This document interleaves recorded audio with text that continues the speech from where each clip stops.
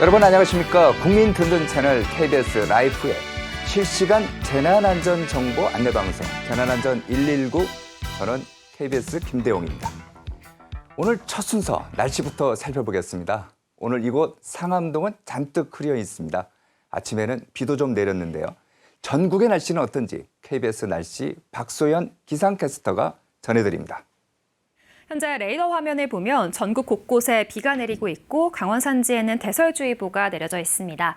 오늘 오후까지 전국 대부분 지역에 가끔 비가 내리겠고 충북과 남부지방은 저녁까지 이어지겠습니다. 비가 오는 동안 남부지방에는 벼락과 우박이 동반되는 곳이 있겠습니다. 오늘 강원 산지와 제주 산지에는 1에서 5cm, 강원 내륙과 경북 북동 산지에는 1cm 안팎의 눈이 예상됩니다. 제주도에는 5에서 20mm, 영남에는 5에서 10mm의 비가 내리겠습니다. 오늘 오후부터 전남 서해안과 제주도에는 순간풍속 초속 20m가 넘는 돌풍이 부는 곳이 있겠습니다.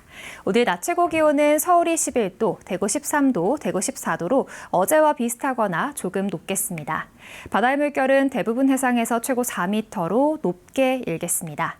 금요일까지 대체로 맑은 날씨가 이어지다가 주 후반에는 서울의 낮 기온이 16도까지 오르겠습니다. 지금까지 날씨 전해드렸습니다.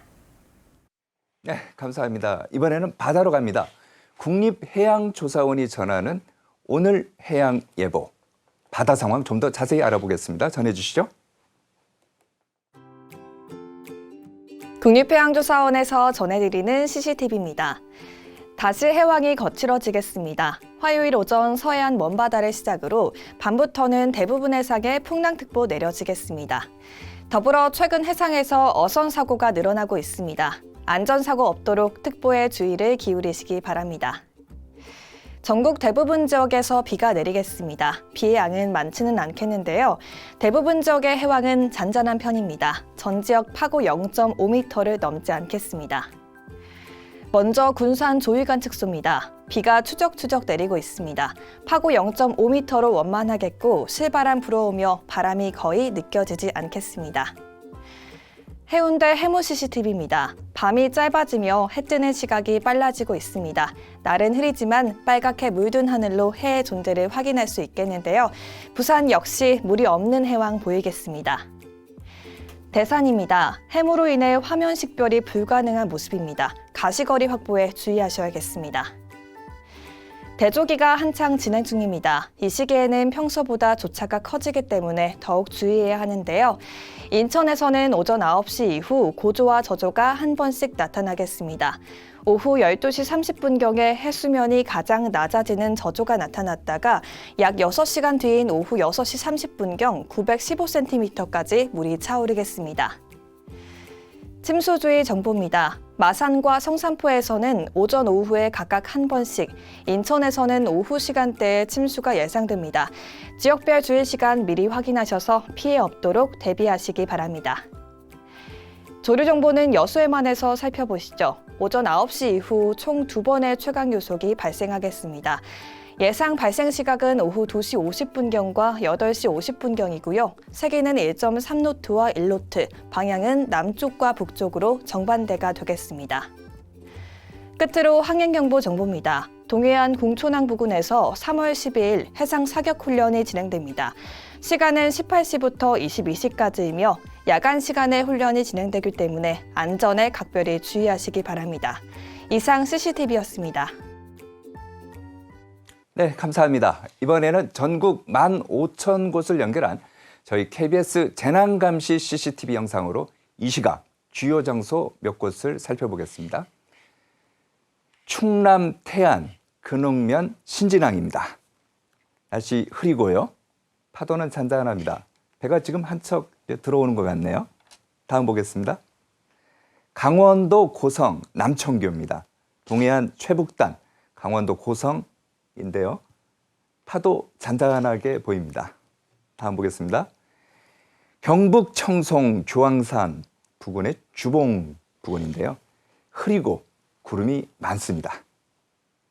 다음 보겠습니다.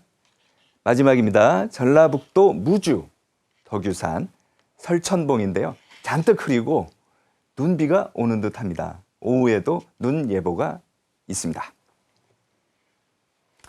네, 이번에는 교통 상황 살펴보겠습니다. 이 시각 전국의 고속도로 상황 어떤지 또 사고 난 곳은 없는지 보시겠습니다. 한국도로공사 연결합니다.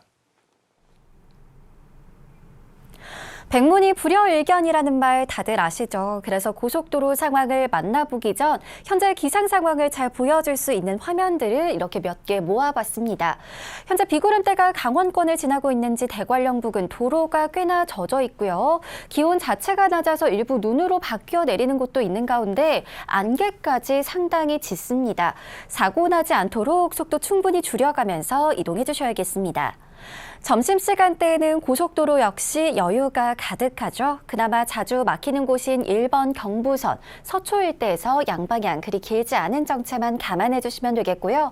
153번 고속도로는 평택 방향으로 남한산 부근에서 부분적으로 속도 떨어집니다. 곳곳에 있는 돌발 상황에도 주의해 주셔야겠습니다. 40번 평택 제천선 제천 방향 서안성 부근에서 짧은 구간이지만 속도가 많이 떨어지고 있습니다. 여기는 전방에 있는 반제터널 내부 1차로에 사고가 났기 때문인데 터널 진입하기 전 1차로는 미리 피해 주시는 게 좋겠고요. 여기를 지난 이후에는 서안성 부근에서 이동작업 여파로 부분적으로 속도가 내려가는데 작업 중인 차량을 놓치는 일이 없도록 전방 주시 잘해 주시기 바랍니다. 50번 영동고속도로는 약 5분 전까지만 해도 양방향 보고 계신 반월터널 부근 지나기가 어려웠는데 다행히 지금은 속도를 회복하고 있는 것으로 보이는데요. 강릉 쪽 이후 상황 큰 무리가 없지만 앞서 말씀드렸듯 대관령 부근을 포함해 강원권 안쪽의 경우는 기상 상황이 좋지 못합니다. 20% 이상 속도 충분히 줄여서 이동해 주시기 바랍니다. 1번 경부선이 지나는 수원 신갈 일대도 하늘빛이 많이 흐리죠. 전조등 활용 잘하면서 통과해 주셔야겠고요. 정체의 경우는 서울 방향으로 양재부터 반포까지 밀리고 있습니다. 100번 고속도로 경기 서쪽 일산에서 판교 방향은 중동부터 송내까지 주춤하고 경기 동쪽은 강일 일대 포함해 소통 상태가 원활합니다. 터널은 각종 사고가 발생할 가능성이 높은 취약한 구간이죠. 아무래도 시야 확보도 어렵고 또 과속이나 졸음운전으로 이어질 가능성도 높기 때문인데요. 이 사고의 경우 운전자가 전방 주시를 소홀히 하다가 정체 구간 후미 추돌 사고로 이어진 경우입니다. 중간에 끼어 있는 차량을 보니까 참 아찔하죠. 취약 구간에서는 특히 더 주의하시기 바랍니다. 안전띠도 잘 매주시고요. 고속도로 교통방송이었습니다. 네, 감사합니다. 이번에는 소방청 연결해서 오늘의 화재, 구조, 구급 상황 알아보겠습니다. 송준영 소방사님, 지금까지 들어온 화재나 구조, 구급 소식 전해주시죠. 네, 어제 오후 12시쯤 충남 논산시 연무읍에 있는 한 주택에서 불이 났습니다. 불은 신속히 출동한 소방대에 의해 곧장 꺼졌지만 자택에 있던 한 명이 화상을 입는 등 인명피해가 발생했습니다.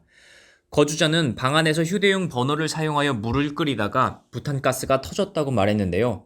휴대용 버너를 사용할 때는 무거운 물건을 올리지 않거나 부탄가스 결속이 잘 되어 있는지 확인하는 등 항상 주의가 필요합니다. 어제 오후 1시쯤 인천시 중구에 있는 인터넷 쇼핑몰 창고에서 불이 났습니다. 건물 사이 쓰레기에서 불이 났다는 내용으로 119에 신고가 접수됐는데요. 소방대원이 도착했을 때는 건물 외벽에서 화염과 연기가 보이는 상황이었습니다. 이 불로 인명피해는 없었지만 건물 내부 일부가 타버리는 등 재산피해가 발생했는데요. 불은 4시간이 지나 오후 5시 30분이 넘어서야 모두 꺼졌습니다. 어젯밤 11시 40분쯤 전북 정읍시 고부면에 있는 한 사찰 부속 건물에서 불이 났습니다. 보일러실과 요사체 외부로 검은 연기와 불꽃이 다량으로 분출된 상황이었는데요. 소방력 56명, 22대의 장비가 동원돼 화재 진압에 힘썼습니다. 불은 오늘 새벽 4시 40분이 넘어서야 모두 꺼졌는데요. 부속 건물과 일부 집기류가 탔지만 다행히 인명피해와 사찰 등 문화재 피해는 없었습니다. 오늘 새벽 3시가 조금 안 된 시간에는 25톤 덤프트럭 한 대가 10m 경사지 아래로 추락하는 사고가 발생했습니다. 경기도 포천시 신북 톨게이트에서 포천 톨게이트 방향으로 약 50m 떨어진 지점이었는데요. 출동한 구조대는 유압 장비를 이용해서 차량 내부에 고립되어 있던 30대 남성을 구조했습니다. 지금까지 소방청에서 전해드렸습니다.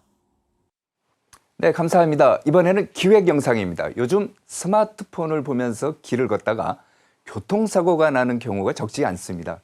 그래서 스몬비라는 말까지 생겼는데 스몬비가 무슨 말인지 행정안전부가 제작한 다음 영상 함께 보시겠습니다.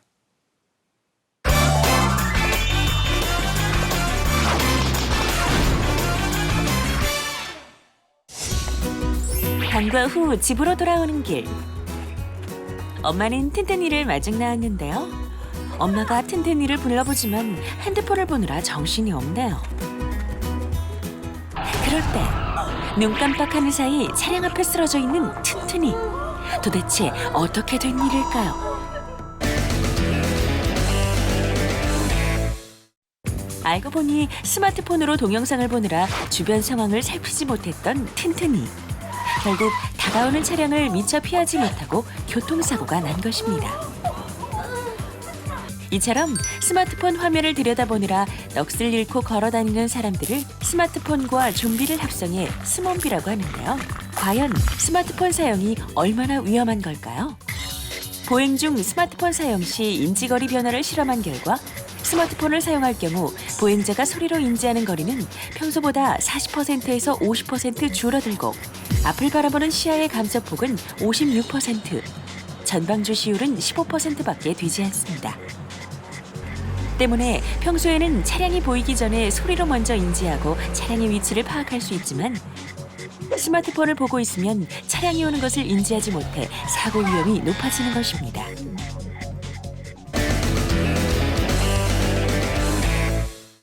최근 스마트폰 화면에 눈길을 빼앗긴 탓에 보행사고 발생이 늘고 있는데요. 스마트폰을 보며 걷다가 차에 치이거나 하천에 빠지는 등 크고 작은 사고들이 많이 일어나고 있습니다. 실제로 최근 3년간 보행 중 교통사고 사상자 가운데 휴대전화를 사용하다가 사고가 발생한 비율이 61%가 넘었고 그중 절반 이상이 10대와 20대로 나타났습니다. 또한 초등학생 10명 중 8명은 보행 중 스마트폰을 사용해봤고 이 가운데 33%는 교통사고 위험에 직면했었다고 하는데요. 안전한 보행을 위한 스마트폰 사용법 알아보겠습니다.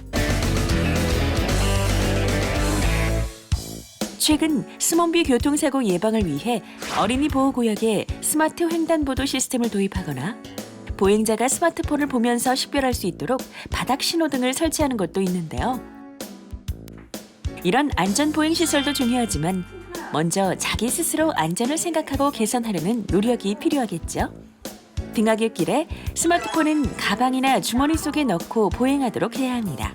또한 횡단보도 앞에서 신호 대기 중에 스마트폰을 꺼내보는 행동은 신호를 놓치거나 사고의 위험을 높일 수 있기 때문에 이때는 스마트폰 대신 앞뒤 좌우 안전을 살펴보고 길을 건너야 하는데요. 방어보행의 3원칙, 서다, 보다, 걷다를 기억하고 실천해야 합니다. 특히 스마트폰을 주머니에 넣고 이어폰으로 음악을 듣거나 영상을 시청할 경우 주변 소리를 듣지 못해 위험한데요.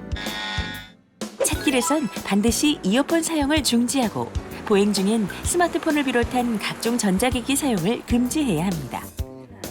또한 스몬비를 예방해주는 사이버 안심존이라는 어플리케이션을 이용하면 휴대전화 보행 중 잠금 설정이 가능하기 때문에 휴대전화로 인한 사고를 예방할 수 있습니다. 다양한 정보와 소통의 창이 되는 스마트폰. 우리 생활에 없어서는 안 될 필수품이 됐지만 보행 중 우리의 안전을 위협하는 적이 된다면 잠시 멀리해야겠죠. 스마트폰에 지배당하는 스몬비가 되지 않도록 보행 시 안전수칙 잊지 마세요. 네, 행정안전부가 제작한 기획 영상 보셨습니다. 이번에는 우리 동네 방제 핫라인 순서입니다. 오늘은 경상남도 자율방재단 연합회 회장이신 이군식 회장 연결해서 말씀 들어보겠습니다. 회장님 수고 많으십니다. 우선 저희 프로그램에서 소개해드리고 있는 이 자율방재단 시청자분들이 잘 모르실 수도 있는데 자율방재단이 무엇이고 어떤 분으로 구성되어 있고 또 어떤 활동을 하는지 간략히 소개 좀 해주십시오.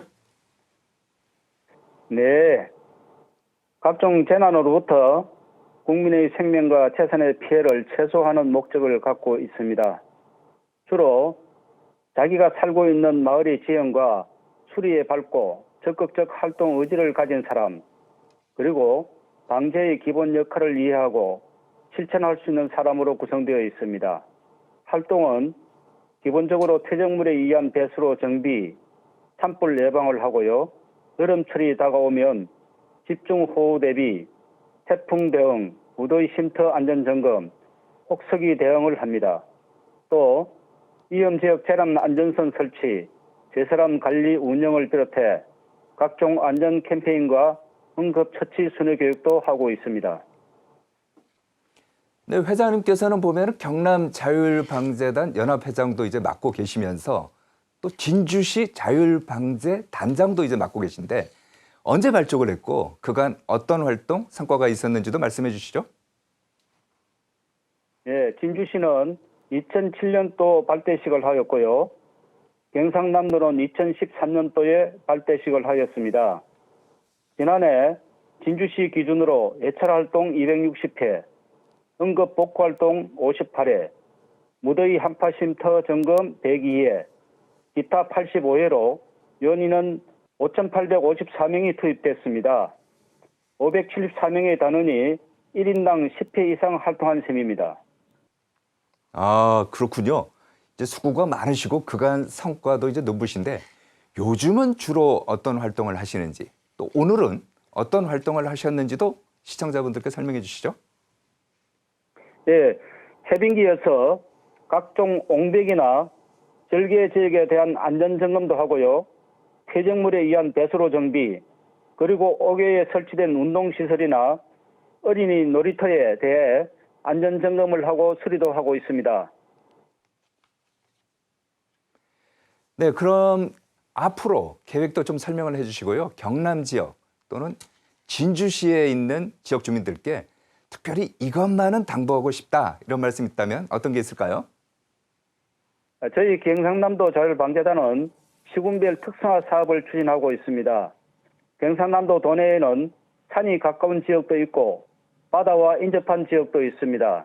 그래서 시군별로 지역 특성에 맞게 방재 사업을 추진하는 취지로 현재 제안서를 받고 있는데요. 예를 들어 진주시는 인명피해 우려 지역으로 정하고 그에 맞는 활동을 더 강화할 계획입니다. 앞으로 도내 18개 시군으로부터 특성화 제안을 받아 박한수 도지사에게 보고할 예정입니다. 재난 피해의 최소화와 안전문화의 정착을 위해 주민 여러분의 관심과 참여를 부탁드립니다. 네, 감사합니다. 여기까지 듣도록 하겠습니다. 지금까지 이군식 경남자율방재단 연합회장이었습니다.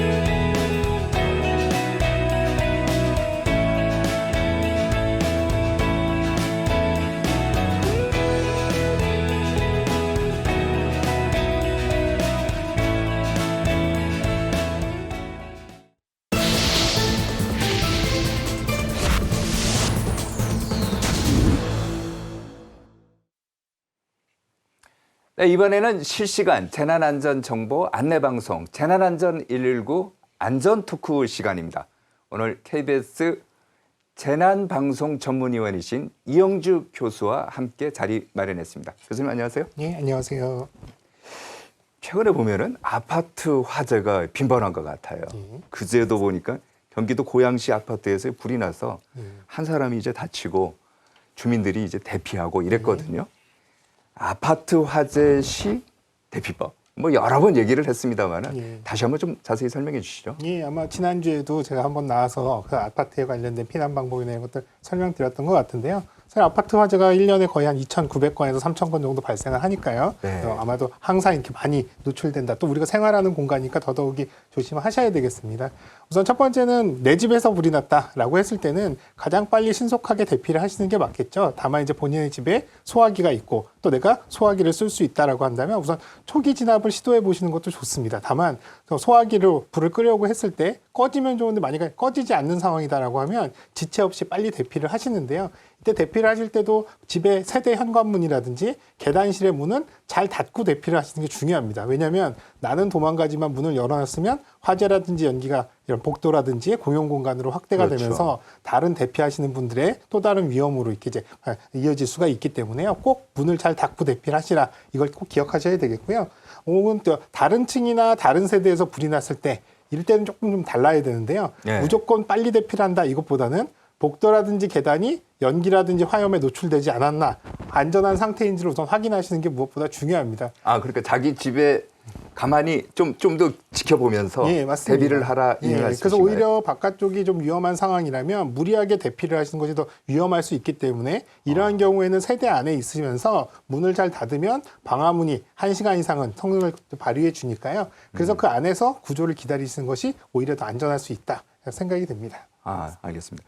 그 좀 전에 말씀하신 주택용 소화기 이게 이제 설치되었을 때와 설치되지 않았을 때 이제 화재 사망자 발생률이 3배 가까이 차이가 있다 이런 얘기도 있더라고요. 네, 맞습니다. 이제 경기도 소방재난본부에서 최근 10년 동안 발생했던 이런 주택 화재에 관련된 화재 건수를 다 통계를 내보니까 이렇게 소화기를 사용했을 때가 한 3배 정도, 일단 그러니까 3분의 1 정도로 사실은 이제 이렇게 사망자가 적더라라고 하는 통계인데요.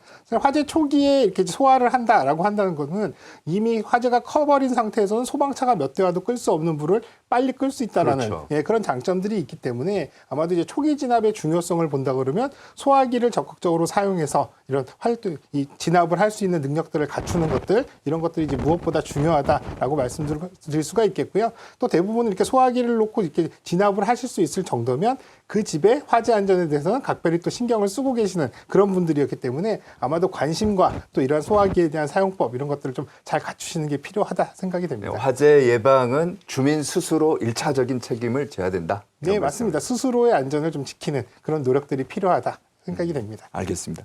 이제 화제를 좀 바꿔봐서요. 지난 겨울에 눈하고 비가 이제 굉장히 많이 오지 않았습니까? 네. 이러다 보니까 뭐 평년에 한 3배 정도 이제 많이 왔다고 하는데 도로 이제 봄철이 되니까요. 네. 도로에 보면 이제 파임이 많아요. 저도 여기까지 차를 운전하고 오는데 도로가 많이 패여갖고 운전하기 힘들기도 하고 또 옹벽 붕괴 이런 것도 있고 한데 어떤 대책이 있을까요?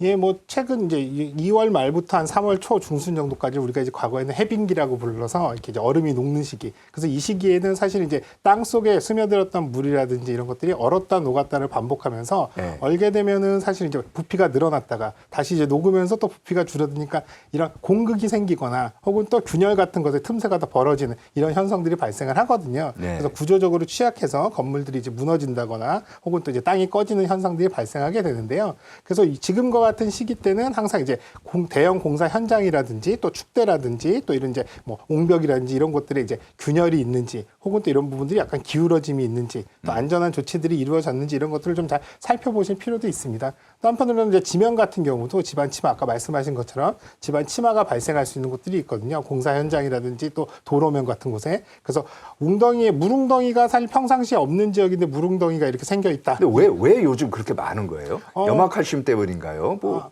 꼭 그렇진 않습니다. 사실 이제 이런 시기에 뭐 아마도 이제 2월 달에 상당히 이제 비가 많이 왔기 때문에 이제 땅 속에 지하수가 이제 굉장히 많이 땅이 물을 많이 머금고 있다 보니까 이러한 것들이 아까 말씀드렸듯이 땅 속에서 지하수가 흐르면서 토양들이 유실됐을 수도 있고요. 땅 속에서 얼었다 녹으면서 발생하는 그 이제 공극들 그 틈새들이 생기면서 거기에 이제 하중들이 가해지면서 이런 부분들이 침하가 더 많이 발생하게 된다. 이렇게 보시면 될 것 같습니다. 알겠습니다.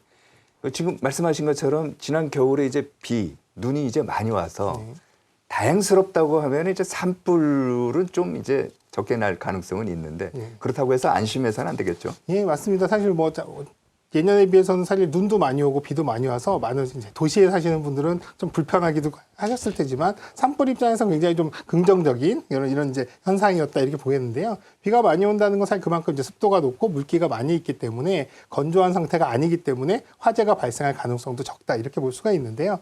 다만 이제 문제는 지금까지는 비가 많이 와서 촉촉하지만 앞으로 이제 본격적으로 봄이 되면서 더 건조해지고 고온 온도가 높아지는 상황이 된다면 산불이 발생할 수 있는 이런 좋은 조건들, 건조하고 바람이 많이 부는 이런 이제 환경들로 바뀔 수가 있기 때문에 이렇게 이제 이런 시기 때부터 한 5월 정도까지는 항상 이제 산불에 대한 주의와 경계를 좀 늦추지 말으셔야 되겠습니다. 이 산불이라는 게 보면은 한번 이제 발생을 하면은 인명 피해, 뭐 재산 피해뿐만 아니라 살림이 황폐화되는 거 아닙니까? 네, 맞습니다. 이제 되는데 이 산불 원인이 자연적인 원인보다는 어떻게 보면 인간이 만드는 것이 더 많은 것 같아요. 특히 이제 날씨가 좋아지면은 산에 많이 가지 않습니까? 등산도 맞습니다. 하고 또 농작물 같은 경우에 이제 오래된 거 이제 태우기도 하고 네, 하는데 맞습니다. 어떻게 해야 됩니까? 이거? 그러니까 사실은 이제 대부분의 그러니까 산불은 자연적인 부분들은 발생하는 것들은 인위적으로 막을 수는 없습니다. 사실은 왜냐하면 굉장히 다양한 요인에 의해서 자연적으로 발생하긴 하지만 산불의 대부분은 사실 인위적인 사람에 의해서 발생하는 것들이기 때문에 사람에 의해서 발생하는 것들만 충분히 좀 예방하고 줄일 수 있다면 산불 피해는 그만큼 많이 줄일 수 있다. 그렇게 이제 이해가 되는데요. 그러면 이제 이 산불 피해 같은 것은 아까 말씀드렸듯이 이제 봄철이 되면 산에 안 가시던 분들도 산에 가시게 되면서 더 많은 산에서의 활동들이 이루어지는 부분들, 그 사실 입산객이라든지 산에서 활동하시는 분들, 특히 또 이제 우리가 봄철이 되면은 뭐 이 한식이라든지 또 이런 이제 청명이라든지 그러니까 식목일이라든지 이제 산에서 하는 활동들이 또 많아지게 되잖아요. 그러니까 그렇죠. 이런 분들이 산에 입산하셔서 뭔가를 하실 때 화기 관리라든지 불씨 관리라든지 이런 것들 좀 철저히 하시는 것들, 이런 것들이 가장 이제 기본적인 사항이 되겠습니다. 저도 이제 사회부 경험할 때 보면 사회부 기자 경험할 때 보면은 식목일 날 불이 많더라고요, 오히려. 예, 맞습니다. 그래서 이게 참 아이러니컬한 게 작년에도 사실은 하루에 4월 2일 하루 동안에 34건의 산불이 발생을 해서 굉장히 기록적인 어떤 산불이 발생한 날이 있었는데요. 이 주가 이제 식목일을 앞두고 있고 또 한식이 껴있고 이러면서 이제 연휴가 또 껴있다 보니까 많은 분들이 산에 가서 활동들을 많이 하시는, 그래서 말씀하신 대로 오히려 그렇죠. 나무를 보호해야 되는 이런 날 그 주에 아이러니합니다. 예. 오히려 또 화재가 발생하기 좋은 조건, 또 사람들이 많이 산을 이용하는 이런 상황들이기 때문에 참 안타까운 부분도 좀 있습니다. 자, 인위적인 것 중에서요. 최근에 보면은 태양광 발전 패널. 이것 때문에 이제 불이 났다고. 그러니까 그제였죠. 경남 함양군 백전면에서 이제 산불이 났는데 원인이 뭘까? 여러 가지 뭐 이제 조사를 하고 있겠지만은 그 중에 하나가 태양광 발전 패널 때문이다. 이런 얘기도 있는데 실제 그렇게 위험합니까? 예, 사실 태양광 발전 패널은 사실 이제 이 화재 위험적으로 보면 대부분 전기적인 요인, 거의 한 70% 이상이 태양광 발전 시설에 뭔가 전선이 잘못된다거나 단락이 있다거나 이런 이제 전기적인 요인에 의한 화재가 거의 77% 정도 된다고 이렇게 확인이 되는데요. 그러니까 태양광 발전 시설 같은 경우는 외부에 노출되어 있는 상태에서 비나 눈 뭐 이런 것들 이제 또 강한 바람에 이렇게 이제 외기에 이제 외부에 노출된 이제 안 좋은 조건들이 계속 그렇죠. 노출되기 때문에 노후화도 빨리 이루어지고 또 관리가 제대로 이루어지지 않으면 사실 우리가 전자제품도 사실 잘 관리를 안 해주면 화재 위험이 높아지는 것처럼 먼지 쌓이고 예. 그러면 거기서 불꽃 있고 그렇죠. 근데 바깥에 노출된 상태이기 때문에 더더욱 이제 이런 위험성이 높아지죠. 대부분 또 그리고 태양광 발전 시설들을 사업하시는 분들이 이런 수익성이나 이런 것들 때문에 사업을 적극적으로 하시지만 또 관리적인 부분의 역량들은 또 충분히 갖추고 있지 못하다 보니까 관리도 또 적극적으로 안 되는 부분들. 그래서 이런 전기적인 요인에 의해서 화재가 많이 발생한다. 이렇게 보시면 될 것 같습니다. 알겠습니다. 이제 화재를 조금 한번 바꿔볼게요. 최근에 보면 이제 건물들이 대개 이제 고층화돼 있지 않습니까? 네, 맞습니다. 이 저희가 있는 이 스튜디오 건물도 21층인가 이렇게 되는데 이것뿐만 아니라 뭐 40층, 50층 이렇게 올라가다 보면은 지하 주차장, 지하 공가 이것이 이제 대형화돼요.